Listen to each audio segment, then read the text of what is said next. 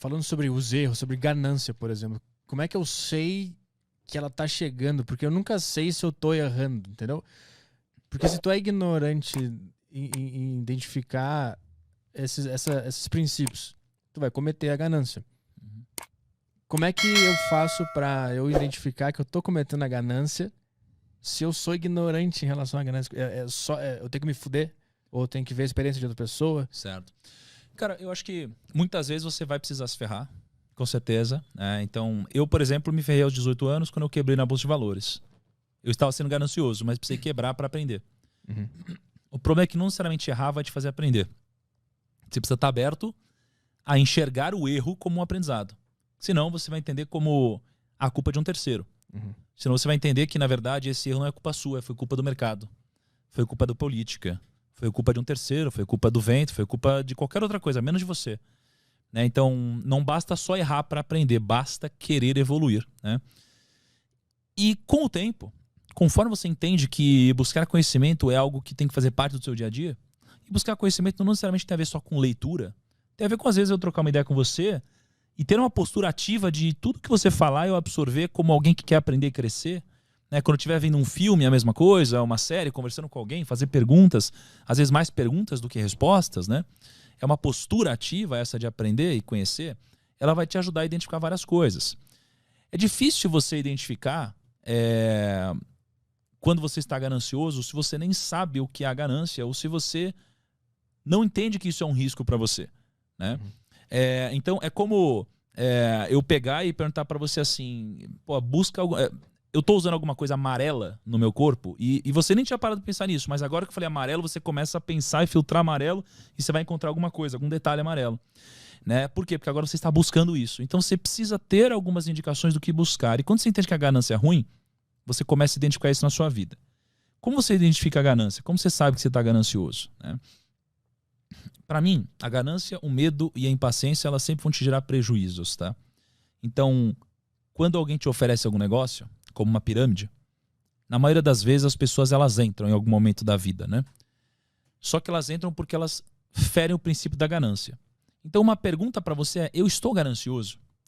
E a ganância, ela dá uma coisa aqui dentro em que basicamente ela elimina toda a sua capacidade de análise racional e ela te faz tomar uma decisão extremamente emocional. Então quando você toma uma decisão extremamente emocional, porque você quer um ganho rápido, então geralmente tem a ver com o fator tempo, imediatismo. E geralmente você abre mão dos seus princípios, isso daqui te faz ser ganancioso. Por exemplo, qual que é a diferença da ganância e da ambição?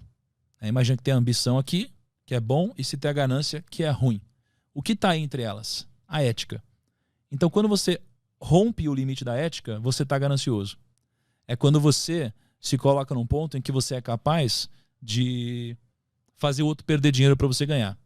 É quando você é capaz de cometer alguma coisa ilícita para você crescer. É quando você é capaz de entrar numa pirâmide sabendo que é uma pirâmide para ficar rico. Né?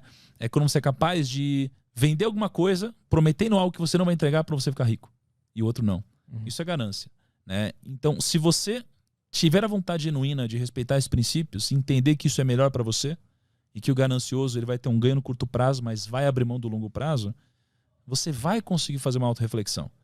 E é importante essa pergunta interna. Agora, é como uma dieta. Você até sabe o que tinha que fazer, mas às vezes você não vai fazer. Então tem que ver o quanto você está motivado, engajado e disposto a fazer alguns sacrifícios, né? Uhum. Como no caso da ganância, você adiar a riqueza, por exemplo. Uhum. A riqueza mentirosa para ter uma riqueza verdadeira, né? Então eu acho que na minha vida eu consegui encontrar o que os japoneses chamam de Ikigai, né?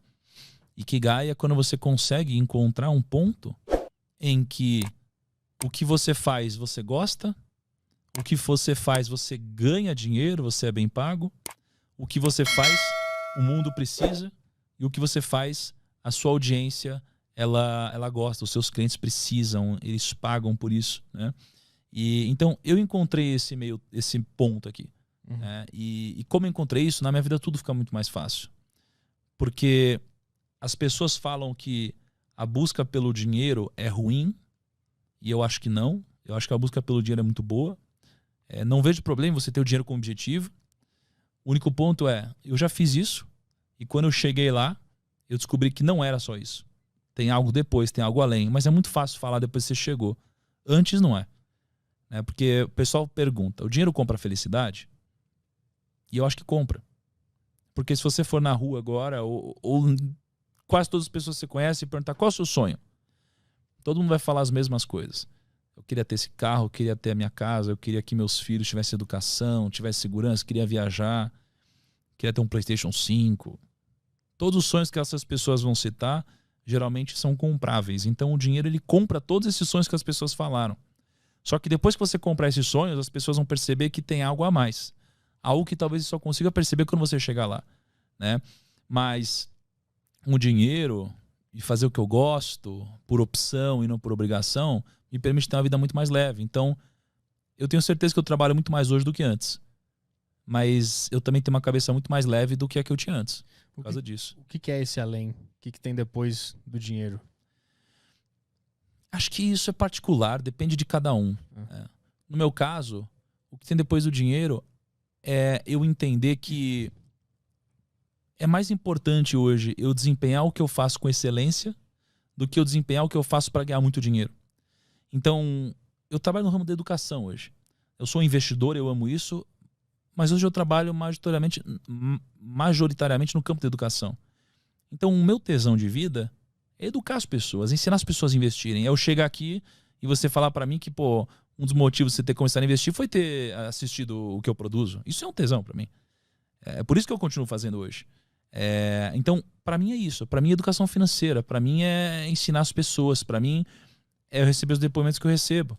É muito massa, de verdade. O Kaique sabe, a gente recebe muita gente dando uns depoimentos muito legais, sabe? Que sai das dívidas, que começou a investir, ou que chegou na liberdade financeira, ou que a vida mudou, ou que sei lá o quê. Isso é um tesão. Eu curto isso, eu me divirto, eu engajo nessa comunidade, né? Então, para mim, o algo a mais, não existe algo muito mais complexo, né? Como um propósito de vida que todo mundo fala. Para mim eu quero continuar fazendo o que eu faço, eu acho um tesão. Só que agora, o dinheiro já não é mais o super pilar para mim. Eu só quero continuar ocupando esse espaço que me preenche, sabe? E tu sacou isso naquela época que um cliente que era muito rico morreu e ele era um cara que ele só tinha dinheiro, ele só trabalhava por dinheiro. E tu sacou isso naquele momento? Eu fui tendo algumas viradas de chave que foram amadurecendo isso daí pra mim, né? Eu tive um cliente, né, que ele era um dos meus maiores clientes na época que eu atendia os investidores. E aí ele tinha muita grana, ele morreu. E aí eu lembro que ele falou assim, Thiago, antes de morrer, foi com câncer e tal. E aí ele juntou com a família dele e falou, Thiago, quando eu morrer eu quero que você me ajude a continuar cuidando da minha família financeiramente, né? Tipo, gerenciando os investimentos deles e tal. E aqui eu tive duas leituras, né? Primeiro, ele se preocupou muito com o dinheiro ao longo da vida e acabou não desfrutando da própria vida, né? Mas acabou deixando para a família, né, uma liberdade muito grande, mas a vida dele não volta, né? E por outro lado, eu percebo também que o fato de ele ter se esforçado tanto teve um lado muito positivo que acabou permitindo com que a família dele fosse livre para poder fazer o que bem entendesse, o que eles buscassem, né? Então eu tenho várias interpretações dessa história, né? O que eu tiro daqui é que por mais que morrer seja algo triste, né? E imagino que, morrer machuca todo mundo ao redor, né? Eu acho que talvez o que mais me machuque, e foi uma virada de chave que eu tive lá, não é o morrer, é o nunca começar a viver, né? Essa foi uma das minhas grandes sacadas lá. Que assim, as pessoas têm muito medo que a vida termine, né? Mas, acho que as pessoas deveriam ter medo de a vida nunca começar. Porque a vida de muitas pessoas nunca começaram. As pessoas, elas ficam ali no seu padrão de acordar até o horário, aí sai correndo pro trabalho, faz uma coisa que não gosta muito, ganha um dinheirinho, aí chega em casa cansado, assiste o mesmo programa, aí tá passando Big Brother, assiste Big Brother, aí vai dormir, acorda no outro dia, a mesma coisa, cara. Um saco de vida. Aí chega lá no final da vida dela, dependendo de aposentadoria, ou às vezes tem um dinheirinho. Cara, chegou no final da vida dela, pra ela começar a tentar curtir, mas ela já não tem saúde, não tem saco, é sem paciência. Então, as pessoas, na maioria das vezes, eu entendo que elas nem começam a viver. E eu sinto que eu tô vivendo muito, assim. Eu tô num momento muito bom. Tô feliz, tô curtindo, tenho liberdade, né?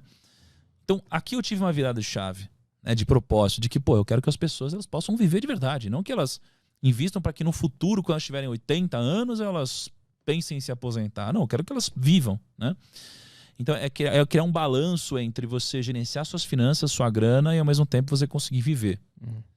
Só que uma outra grande virada de chave, aí essa acho que foi a maior, foi o seguinte: eu lembro que a gente tem um vídeo que eu gravei com o Whindersson, a gente gravou em 2018, que foi eu ajudando ele a investir no YouTube. Eu vi sim. Né?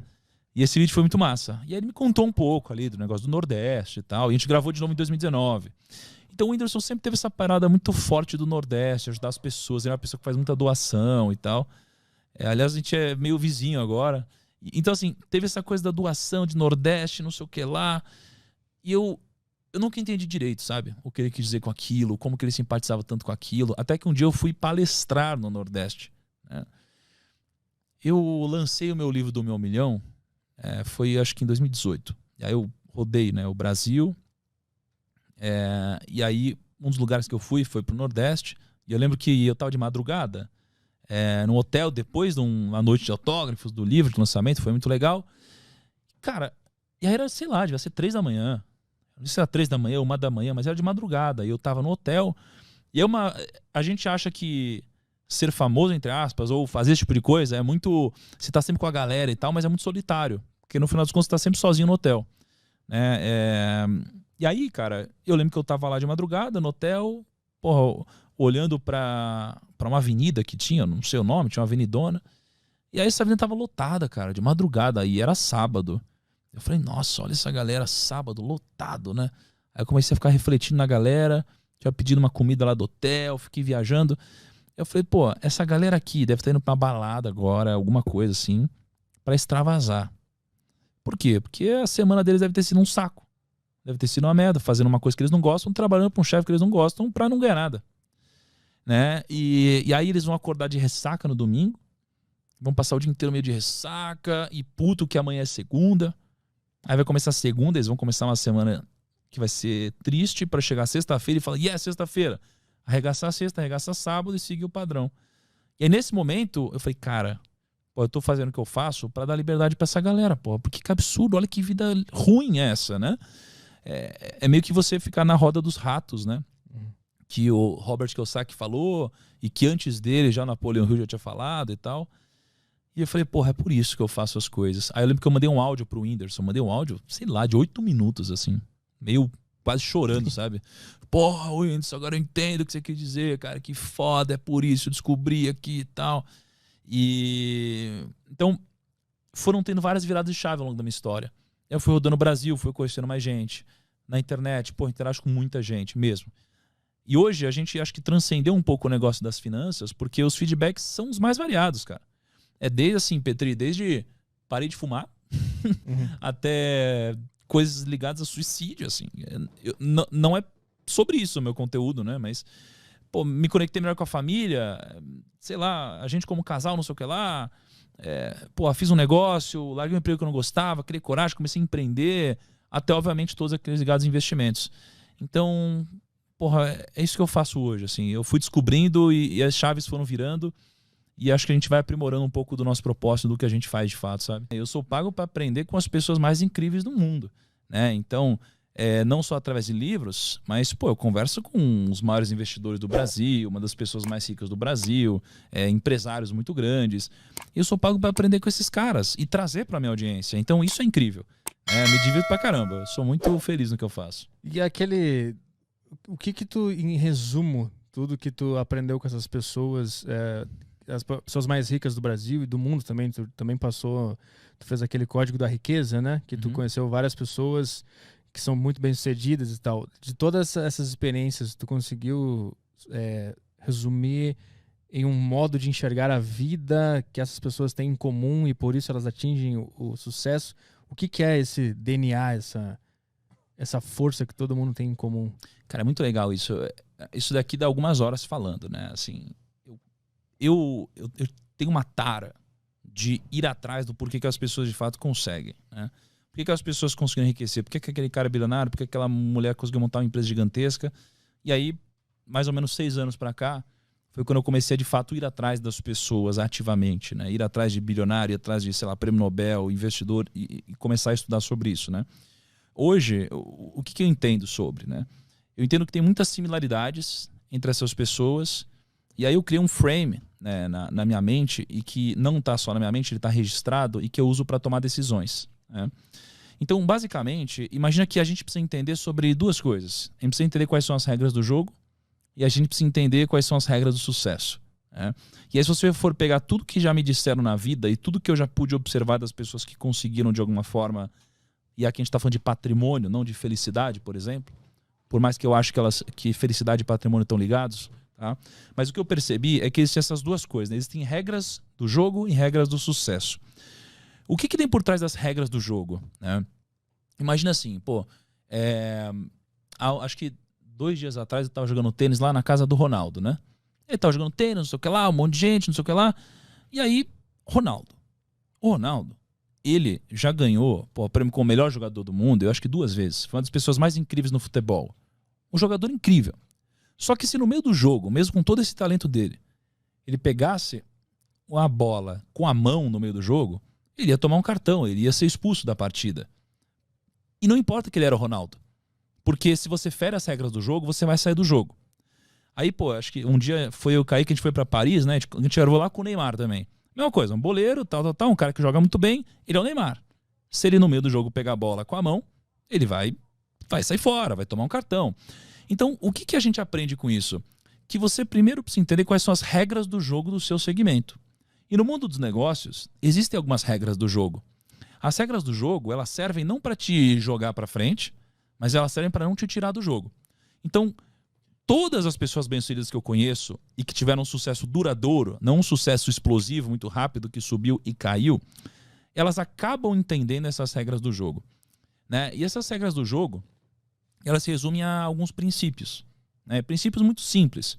E princípios que a gente pode observar geralmente na natureza, né? Então, por exemplo, a ganância. A ganância é algo que não pode existir. Porque a ganância, ela vai te conquistar com agrados, né? Ela vai aos poucos te agradando até o momento que ela te dá uma falsa segurança, e é quando você dá all-in. É o momento, por exemplo, quando você investe na bolsa, a bolsa sobe. Você não sabe o que está fazendo, mas você ganhou dinheiro. Aí você ficou um pouquinho mais confiante. Aí a bolsa sobe. Você ganhou mais um pouquinho de dinheiro, ficou mais confiante. Aí a bolsa sobe, ganhou mais um pouquinho de dinheiro, ficou mais confiante.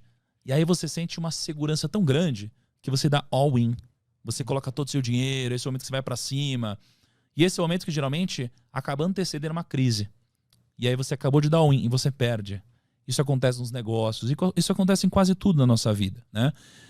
Então a ganância é um princípio, uma regra do jogo, né? Assim como a ganância, você tem também a tolice, por exemplo. Você não pode ser tolo, né? Nenhum dos grandes sucedidos, eles podem ser tolos, né? A tolice é você basicamente ser arrogante ou você ser ignorante. O ignorante não sabe que não sabe, e o arrogante, ele acha que sabe tudo. Só que o problema é que o arrogante, ele só acha que sabe tudo porque ele não tem conhecimento suficiente para saber que não sabe tudo. Logo, o que desbloqueia tanto a arrogância quanto a ignorância é o conhecimento. Só que o arrogante nunca vai buscar o conhecimento, né? Porque a ponte para ele acessar o conhecimento é a humildade. Então, você precisa ser humilde. Quanto mais você cresce, mais humilde você precisa ser, né? Eu lembro que um dos momentos mais difíceis da minha vida, né, foi quando gerou uma polêmica na internet, eu tomei uma porrada lá, uma grande parte desnecessária. E aí um grande amigo meu, um mentor, né, um bilionário, um cara incrível, ele chegou para mim e falou: Thiago, seja humilde, né? Quanto mais você cresce, mais humilde você precisa ser. Peça desculpa. E aí eu pedi desculpa e tudo passou, né? Então, o que eu percebi é que a humildade, ela precisa fazer parte de você. Quanto maior você é, mais humildade precisa ter, né? Então, a tolice é um princípio do jogo, a ganância é outro, né? E você tem alguns outros princípios aqui. Mas, basicamente, a regra do jogo você precisa entender quais são as regras do jogo que você está jogando. Se você está fazendo negócio, você precisa entender quais são as regras, né? Você está aqui no mundo dos podcasts, você precisa entender quais são as regras do jogo desse segmento, né? Só que isso daqui por si só não vai te garantir nenhum tipo de sucesso, né? Isso daqui vai te garantir não sair do jogo. O que vai te dar alguma vantagem competitiva no mundo dos negócios é você entender quais são os princípios do sucesso de fato, né? E basicamente eu entendo que são 4, né? Eu lembro que há um ano e meio, alguma coisa assim atrás, eu fui jantar na casa do Jorge Paulo Lemann, né? Ele é uma das pessoas mais incríveis que eu pude conhecer, ele é o homem mais rico do Brasil hoje. E, pô, ele é muito humilde. Ele chegou, assim, com um suquinho detox lá, ofereceu um suquinho detox. Ele quase que não falava, ele queria que eu falasse. É um cara muito sábio, porque ele já sabe o que tá dentro da cabeça dele, ele quer saber o que tá na sua, que ele ainda não sabe. Mas eu fiz perguntas para ele, como qual é o segredo do sucesso, quais são os atributos do sucesso, o que é o sucesso, por quê. E ele basicamente me disse que o fator mais importante para alguém ser bem-sucedido é uma coisa chamada grit. G-R-I-T. Grit. Grit é basicamente o entusiasmo, é a garra. É aquela pessoa que às vezes ela não tem todo o conteúdo técnico possível, mas ela é aquela pessoa entusiasmada, a pessoa que ela fala assim, eu não sei, mas eu vou conseguir, eu vou atrás, eu vou aprender. Né? Então o entusiasmo é uma dessas 4 coisas. A escala é outra dessas 4 coisas. Né? A escala ela é importante porque você nunca vai ser bem sucedido fazendo uma única coisa pequena. Né? Pô, se eu vender uma garrafinha de água, eu nunca vou enriquecer. Se eu vender 2, também não. Eu preciso de uma escala muito grande. Tá? A terceira coisa é a direção. Eu preciso da direção correta. Então eu preciso estar na direção correta porque se eu não estiver, eu nunca vou chegar. E a direção é mais importante que a velocidade, né, no que a gente está fazendo. E a quarta coisa são as pessoas. Né? Sem pessoas a gente não consegue escalar, não consegue crescer. Né? Não dá para a gente fazer um trabalho de qualidade aqui se não tiver o Caio lá editando, se não tiver você aqui, tiver todo o nosso time aqui, tiver o pessoal que vai editar, cortar. Não tem como. Né? Então a gente precisa de pessoas. E a gente precisa gerar uma relação de sinergia entre as pessoas, em que todos ganham. E assim a gente forma o que o Napoleão Hill nos ensinou sobre a mente mestra, né? É quando a gente junta todas essas mentes individuais que somadas formam uma mente, que é a mente mestra, mais poderosa que todas as outras. Né? Então, isso daqui é um pouquinho do que eu percebi em conjunto com todas essas pessoas. Tá? Mas o que eu percebo, que talvez seja uma das coisas mais importantes de tudo que eu pude captar dessas pessoas, foi algo que elas não me disseram. Na verdade, foi uma coisa que elas me disseram, mas eu entendi que elas quiseram dizer outra. Que foi o seguinte... A gente ouve na nossa vida várias vezes que o segredo é a gente acertar mais que errar. Aí você fala assim, não, mas tudo bem errar. Errar faz parte. Você só precisa acertar mais que errar. E eu acho que não. Eu acho que eles não quiseram dizer isso também. Mas eles sem querer disseram. O que eles quiseram dizer para mim é, você não precisa acertar mais do que errar. Você precisa fazer com que os seus acertos sejam muito maiores do que os seus erros. Né? Isso daqui chama convexidade. Então, ou quase todas as pessoas que eu conheço, todos os bilionários, os investidores, os grandes, o que eu percebo entre eles é que eles erraram pra caramba. Ou seja, eles erraram muito mais que acertaram. Só que um acerto deles pagou por tudo. Que geralmente foi um grande empreendimento, foi um grande negócio. Então isso aqui chama convexidade. É fazer com que os seus acertos sejam muito grandiosos e os seus erros sejam muito pequenos e nunca te exponham ao risco da ruína, que é o risco de te tirar do jogo, né? Então, para mim, essa aqui foi uma das coisas mais importantes que eu peguei e que eles não disseram. Né? E tem mais algumas coisinhas, mas eu acho que se resume a entender as regras do jogo, entender os princípios de sucesso e trazer a convexidade ao seu favor.